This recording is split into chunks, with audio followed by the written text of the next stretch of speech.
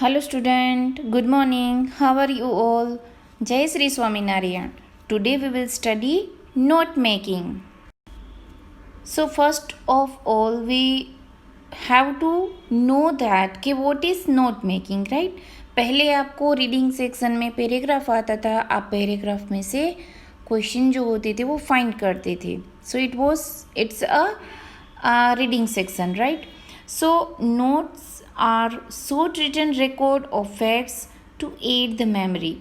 Notes are usually taken to record a speech or dictation while listening to it or after reading a book, magazine, or articles.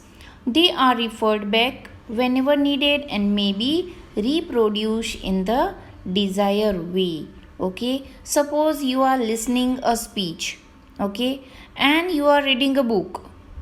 तो listening करते करते या फिर reading करते करते you note an important points.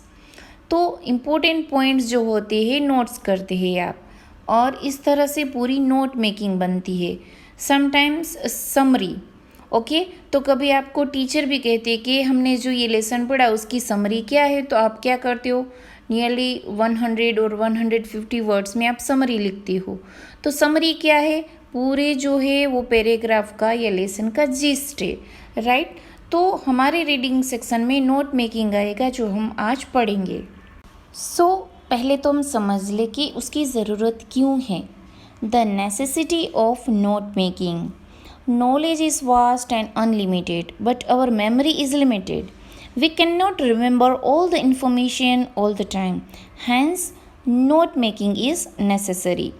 With the help of notes, we can recall or remember the entire information read or heard months ago.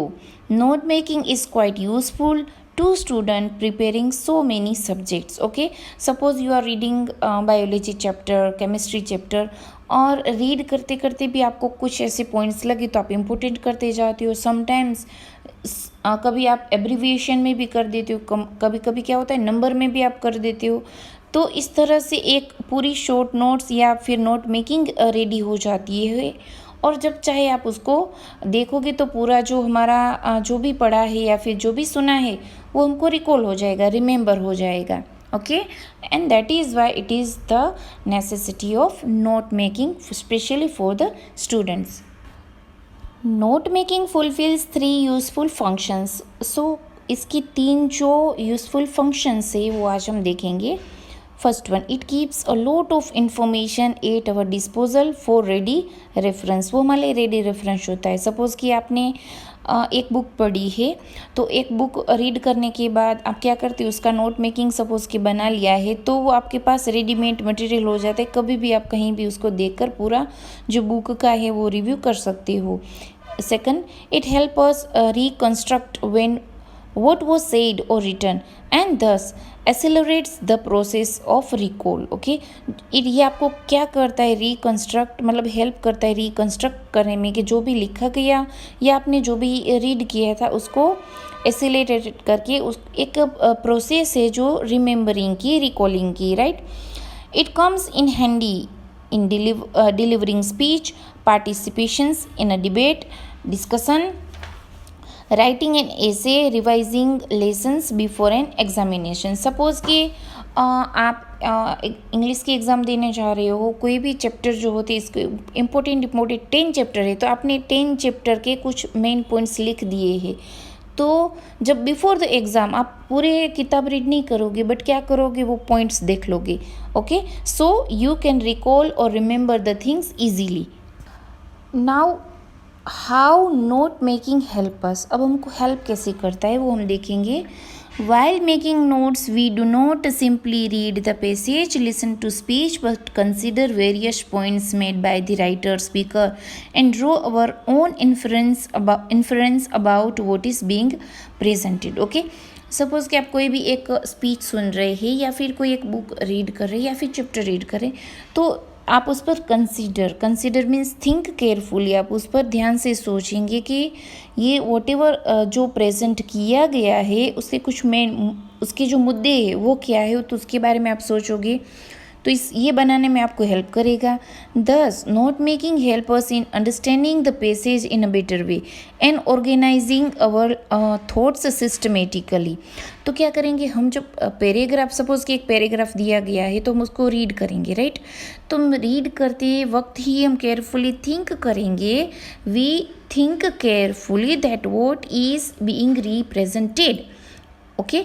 तो and what is presented and why it is presented, तो हम उसको देखेंगे कि क्यों present किया गया है, उसके कारण क्या है, तो हम उसको सोचेंगे और नोट करते जाएंगे। तो उसमें हमारा लॉजिक भी कभी लगाना पड़ता है। नेक्स्ट जो है वो है characteristic of good notes. Notes तो बनाने के लिए कोई भी बना देता है, बट उसके कुछ कैरेक्टरिस्टिक्स जो है, जो अच्छी एक नोट्स हम कैसे तैयार करें, तो ये कि शॉर्ट एंड कॉम्पैक्ट। तो good notes must be short and compact, मतलब एक पूरा चैप्टर दिया है तो पूरी लाइन या पैराग्राफ नहीं लिखना होता है, it should be short and compact. Complete information, they must contain all the important information. Suppose कि कोई एक भी इन्फॉर्मेशन छूट गई तो ये गुड नोट्स जो है वो रेडी या प्रिपेयर नहीं होता है। Logical, they must be presented in a logical वे, उसको थोड़ा लॉजिकल वे में भी प्रेजेंट करना होता है। नेक्स्ट जो है understandable, they should be understandable when consulted at a larger stage. तो सामने वाले को भी उसका आपने जो भी नोट्स तैयार किए तो उसका अंडरस्टैंडेबल होना चाहिए, okay. Now mechanics of note making. तो while making notes we follow certain standard practices. These may be listed as follow. तो हेडिंग और सब हेडिंग होना चाहिए, उसमें एब्रीविएशन एंड सिंबल्स होने चाहिए, नोट फॉर्म होना चाहिए, and last numbering and indentation होना चाहिए। तो ये चीज़ें जो है वो नोट मेकिंग में ज़रूर होनी ही चाहिए। Now let's understand one by one all the mechanics, right? So first it is heading and subheadings. The heading reflects the main theme, whereas the subheading points out how it has been developed. The selection of proper heading and the subheading reveals the grasp of the passage by the students. In the absence of proper assimilations of main ideas and subsidiary points, it is impossible to make notes. So while you suppose कि आपको paragraph में से heading और सब heading आप जब लिख रहे हो तो आपका जो हेडिंग और सब हेडिंग है प्रॉपरली चूज़ होना चाहिए, हेडिंग प्रॉपर होनी चाहिए और उसको जो सब हेडिंग दे रहे हो वो भी बढ़िया होनी चाहिए, अदरवाइज इतना इम्पैक्ट नहीं रहेगा।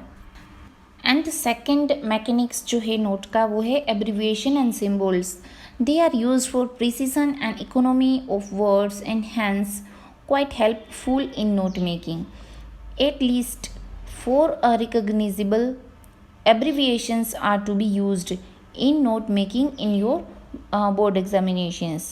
They are essential components of note making. Actually इसमें जो है word at least FOUR4, okay, note FOUR4।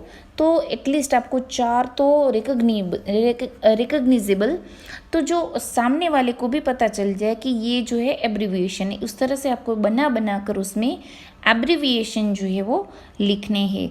These are essential components of note making, और ये एसेंशियल कंपोनेंट्स है नोट मेकिंग के। अब हम कुछ एग्जांपल्स देखते हैं कि एब्रीविएशन और सिंबल के एग्जांपल्स आप कैसे यूज़ कर सकोगे, किस तरह से आप एब्रीविएशन बना सकोगे, okay. So you can see here कि एंड का है परसेंट, ओके, देयरफॉर का है एग्जाम्पल, दैट इज एंड नेमली। तो ये यूनिवर्सल सिम्बल्स है जो आपने भी कई बार यूज़ किए होंगे। सम मैथमेटिकल सिम्बल्स जो है तो ये स्मॉलर दिखाने के लिए, ग्रेटर दिखाने के लिए, इज इक्वल टू दिखाने के लिए और दिखाने के लिए यहाँ पर mathematical symbols and universal symbols that you can use in your note making. Student इसमें से कोई ना कोई तो आपको एक यूज़ करना ही होता है, और इम्पेक्ट किस नोट मेकिंग की रीडर पर रहती है जिसमें कोई ना कोई सिम्बल यूज़ किया होता है, ओके। कुछ एब्रीविएशन है, जैसे what is the full form of CBSE, तो central board of secondary education, तो ये उसका जो शॉर्ट फॉर्म है CBSE। तो CBSE जो है वो एब्रीविएशन है। CEO commanding officer, PM prime minister, WHO world health organization, UK United Kingdom. So these are the CO, PM, WHO, UK are the abbreviations.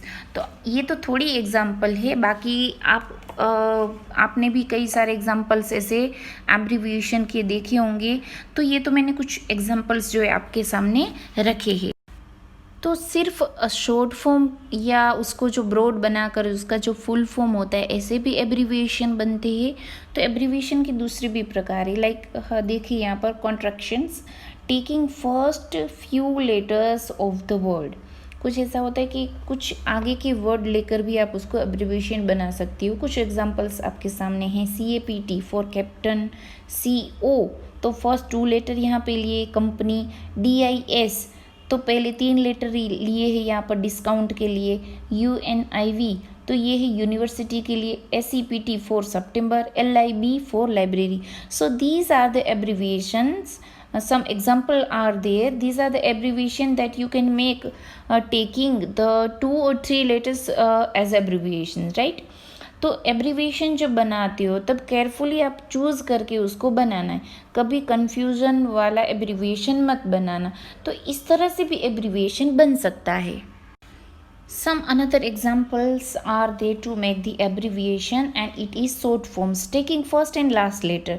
तो BK for book, FT for foot or feet, PT for point, GOVT for government, DEPT for department, MR for Mr, MS for Mrs or Miss, YR for year. So first and last letter, right? तो B और K आप देखिए, तो book का कैसे बनाया है BK, तो आप इस तरह से भी एब्रीविएशन बना सकते हो। You can choose first and last letter to make the abbreviation. So use of full stop in and abbreviations. We know that English is a language, and while we're writing anything we should follow the grammar rules, we should follow the punctuation marks. So some abbreviation need full stop. So often a full stop is put after an abbreviation which does not end with the last letter of the word, such as COL तो COL for colonel, DIV for division, CO for company. So we choose first letter of the whatever the word is there. तो हमने जो पहले के word use कर लिए हैं तो उसके पीछे ज़रूरी होता है कि आप फुल स्टॉप लगाओ। जो फर्स्ट फ्यू लेटर है उसके पीछे ज़रूर से ही फुल स्टॉप आता है। The abbreviation that end with the last letter, अब जो एब्रीविएशन आप बना रहे हो उसका जो एंड है वो लास्ट लेटर अगर है तो उसमें फुल स्टॉप की ज़रूरत नहीं रहती। लाइक मिस, MISS तो हमने M लिया और S लिया, ओके तो यहाँ पर फुल स्टॉप की ज़रूरत नहीं है। यहाँ पर पिक्चर में थोड़ा दिख रहा है पेन रह गई है इसलिए, but it is not a full stop. Government तो GO और N और VT तो ये लास्ट लेटर है तो इसके पीछे भी फुल स्टॉप लगाने की ज़रूरत नहीं है। 10th MR mister, PT for Pandit, WT for wait, DR for doctor. So such kind of abbreviation does not need the full stop at the end of the abbreviation.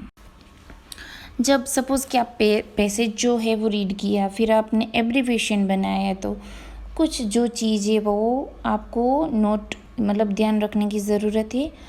Confusing abbreviation should be avoided, okay तो confusing abbreviation किस तरह से, suppose कि आप understanding के लिए आप under जो है वो एब्रीविएशन बनाया कि आपने कुछ लेटर चूज़ किए, जैसे हमने एब्रीविएशन बनाने के लिए कुछ लेटर चूज़ करने पड़ते हैं, आपने चूज़ किए तो आपने अंडर किया, तो अंडर खुद ही एक प्रीपोजिशन है, तो आपने प्रीपोजिशन है और यहाँ पर एब्रीविएशन करके बता रहे हो तो ये यहाँ पर क्या हो जाएगा, सामने वाला जो रीडर है उस पर ये कुछ जो है ग्रेट इम्पैक्ट नहीं रहेगी और यहाँ पर ही कन्फ्यूज़न की शुरुआत हो जाती है। लाइक इंडस्ट्री, इंडस्ट्रियल और इंडस्ट्रियस के लिए आप INDST यूज़ कर रहे हो तो यहाँ पर भी गड़बड़ी होना शुरू हो जाएगी। So while you are choosing an abbreviation, while you are making an abbreviation, you should be very careful when you are making an abbreviation कि रीडर के दिमाग पर कोई कन्फ्यूज़न नहीं होना चाहिए। ओके। सो स्टूडेंट, इस तरह से हमने हेडिंग और सब हेडिंग को देखा, इस तरह से हमने एब्रिविएशन एंड सिम्बल्स को देखा। नेक्स्ट जो सी था वो था नोट फॉर्म। तो while making notes, then whole information is listed in note form in points only. Okay, it should not be in paragraph, या फिर पूरे इतने बड़े सेंटेंस में लिखने की ज़रूरत नहीं रहती, वो छोटे छोटे सेंटेंस में होता है। Notes should not be written in complete sentence as we can't remember the whole information, so only the main points are listed one under the other and numbered. उसको आपको नंबर लगाना भी ज़रूरत होती है। तो फुल सेंटेंस में भी नहीं होना चाहिए, सिर्फ मेन पॉइंट्स में होना चाहिए, और उसके नंबर जो है आपको देने पड़ेंगे, कंपल्सरीली नंबर देने होते हैं। और जो लास्ट में था वो था numbering and indentations. Indentations means leaving space at the beginning of a line of print or writing. First write the title and then write down the notes in a logical order. From the main headings to the subheadings, the numbering should be spaced a little to the right. मैं आपको एक पूरा वो picture में बताती हूँ कि किस तरह से आप इंडेंटेशन कर सकते हो। सो you can see here main section जो है आप उसको नंबर दे सकते हो 1 2 3 4। फिर सब सेक्शन के लिए आप A B C D एजेक्ट्रा सबका सब सेक्शन बनाना है तो आप 1 2 3 4 5 दे सकते हो एजेक्ट्रा। ओके, सो इंडेंटेड फॉर्मेट आप देख सकते हो। 1 में क्या है A B and C, तो A में भी सब है, सब सेक्शन। जो 1 है वो हेडिंग के लिए आएगा, जो A है वो सब सेक्शन के लिए आएगा। और सब सेक्शन में आप देख सकते हैं 1 and 2 मीन्स जो 1 and 2 है वो सब सेक्शन है। In the same way B दिया हुआ है, B में कोई सब सेक्शन नहीं है। C है तो C क्या है, सब सेक्शन है। अब C में भी आपने 1 2 3 कर उसको सब सेक्शन बनाया है। और you may use decimal section, main section 1 2 3 etcetera, subsection 1.1 1.2 2.1 2.2। तो आप उसको अगर ABCD ना देना हो तो आप इसको भी 1.1 एंड 1.2 इस तरह से दे सकती हो। और सब सेक्शन में भी आप 1 तो 1.1 1.1.1 1.1.2 2.1.1 2.1.2 एजेक्ट्रा, आप इस तरह से भी आप उसको बना सकते हो। Okay, so you can see here कि हमने पहले ABCD वाला देखा। अगर ABCD ना देनी हो तो आप इस तरह से भी एक उसका फॉर्मेट जो है वो आप तैयार कर सकती हो। इसमें ABCD नहीं है लेकिन 1 और 2 और उसका सब सेक्शन क्या है 1.1 1.2। Okay, now it's time to see the conclusion. Note making is a useful skill, you must develop it with constant practice. So आप एक अच्छी नोट मेकिंग कब बना सकोगे, जब आपके पास उसकी अच्छी प्रैक्टिस होगी।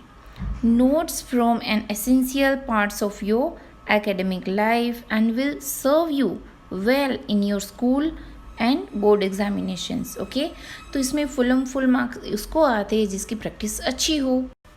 Now let's see step by step how to write note making, कैसे नोट मेकिंग लिखी जाती है। तो step 1, read the passage carefully. पहले आपको पैसेज को केयरफुली रीड करना पड़ेगा। Try to get the theme and subject of the passage and while you are reading, जब आप पढ़ रहे हो तभी उसमें से आपको एक थीम जो होता है वो सिलेक्ट करना होता है। You may ask your self what is this passage about while reading, so you just ask yourself that what the passage is about, कि किसके बारे में वो पैसेज बताया गया है। This will provide the gist, और यही जो gist होगा, जो पूरे पैसेज का वो gist होगा, यानी कि एक जो सारांश कहते हैं वही होगा। Now step 2, Read carefully, identify main ideas and important supporting details. So while you are reading, जब आप पढ़ रहे होते हो तब उसमें से आपको आइडेंटिफाई करना पड़ेगा कि इसमें से मेन आइडियाज़ कौन से हैं, ओके। और उसकी जो सपोर्टिंग डिटेल है वो भी आपको उसमें से फाइंड करनी होगी। फिर स्टेप 3 पर जाते हैं, make notes of the main ideas under heading and add sub points under sub heading, okay. जैसे हमने इंडेंटेशन में देखा कि पहले हेडिंग है, फिर उसकी सब हेडिंग है, सब में भी सब हेडिंग है। Step number 4, use proper layout format एजेट्रा।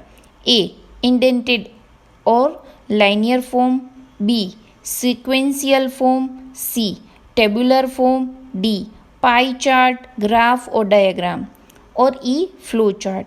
तो कुछ ऐसे प्रॉपर लेआउट जो होते हैं इसमें से कोई भी आप कर सकते हो।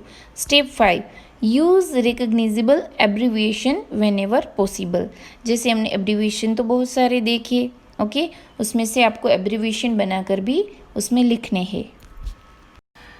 तो ये हमारे थे step 1, step 2, step 3 and step 4 and step 5। तो ये स्टेप 5 को अगर आप फॉलो करोगे तो आपकी जो नोट मेकिंग होगी वो एकदम से बढ़िया बनेगी और उसमें से आप अच्छे मार्क्स को स्कोर कर पाओगे। अब हम उसके कुछ चलो एग्जाम्पल ही देख लेते हैं कि कैसे एक अच्छा सा नोट मेकिंग तैयार किया जाता है। So there is a paragraph for you. Conversation is indeed the most easily teachable of all arts. All you need to do in order to become a good conversationalist is to find a subject that interests you and your listeners. There are, for examples, numberless hobbies to talk about. But the important thing is that you must talk about other fellows' hobby rather than your own. Therein lies the secret of your popularity. Talk to your friends about the things that interest them and you will get a reputation for good fellowship, charming wit and brilliant mind. There is nothing that pleases people so much as your interest in their interests. So this is a first paragraph.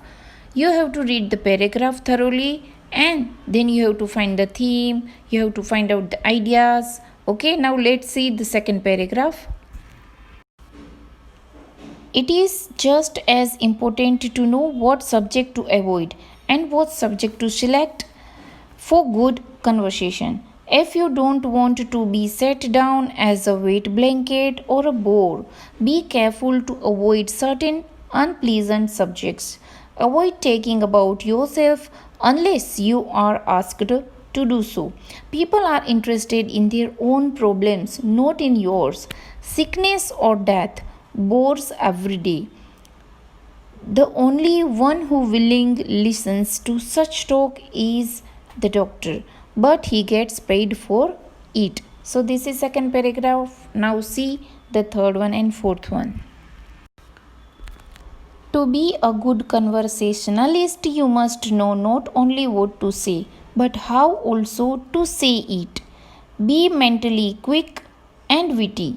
Finally, try to avoid mannerism in your conversation. Don't bite your lips or click your tongue or roll your eyes or use your hands excessively as you speak.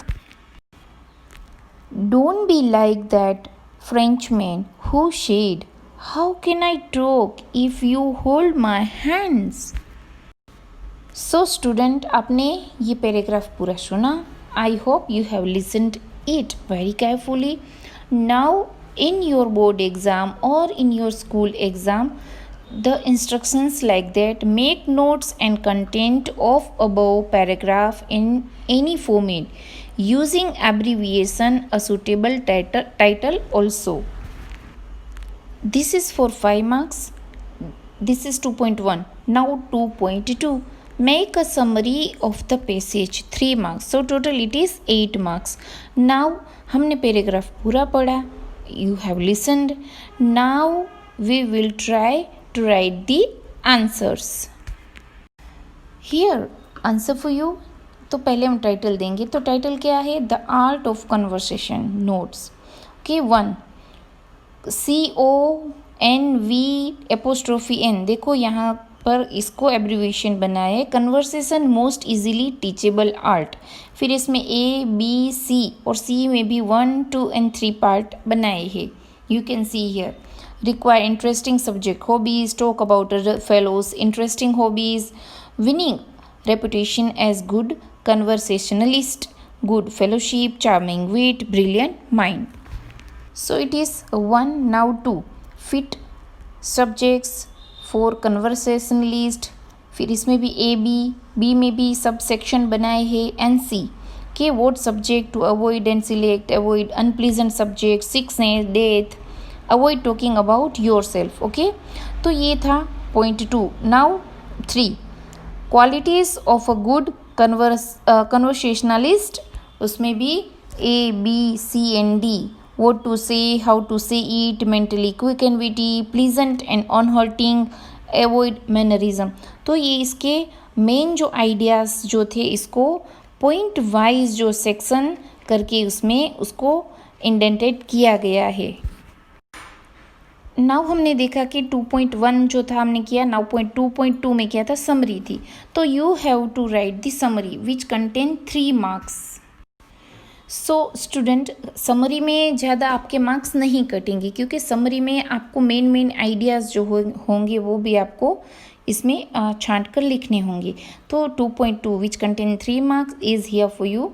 Conversation is the easiest and the most effective tool than other arts. To have such attractive quality, you need to pick a subject that interests your listeners more than you.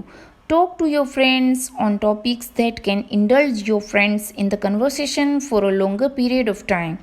Being a good conversationalist, you have to quick and witty. You should have a pleasant and unhurting quality. Mannerism should be avoided। तो ये है summary of the paragraph which contain 3 marks. So I hope student कि आपको ये समझ में आ गया होगा। And I am giving you homework, you have to write a paragraph with the answers. Okay, इसमें भी आंसर जैसे हमने 2.1 किया एंड 2.2, इस तरह से आपको भी एक पैराग्राफ लिखना है और उसके आंसर प्रिपेयर करके मुझे होमवर्क बुक में लिखना है और मुझे भेज देना है। Okay, and you can see here, जैसे कि यहाँ पर भी मैंने पूरा आपको एक फॉर्मेट दे दिया है कि इस तरह से आप आपका जो आंसर है वो प्रिपेयर कर सकते हैं। Okay, thank you and have a nice day.